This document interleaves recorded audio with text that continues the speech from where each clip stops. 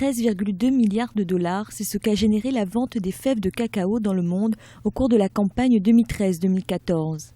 Et le continent africain, qui assure à lui seul 73% de la production mondiale, a pu capter environ 6,9 milliards de dollars.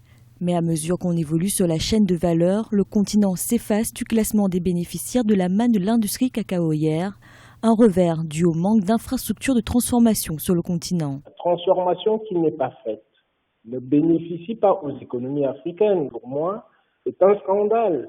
D'où la nécessité de pouvoir transformer nos matières premières sur place en Afrique.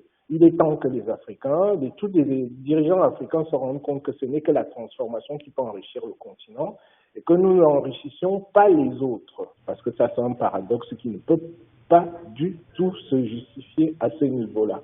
Seul pays à se démarquer de cette situation, la Côte d'Ivoire. Ce pays à forte croissance est en passe de réaliser un vieux rêve en devenant le leader mondial de transformation de cacao.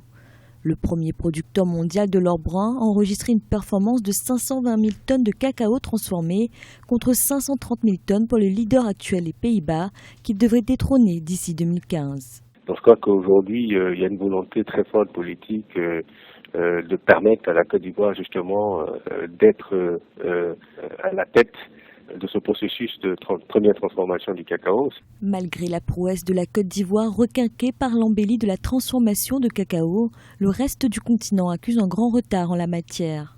Pour changer la donne, dans la perspective de booster leurs économies, les pays africains ont tout intérêt à suivre le pas ivoirien.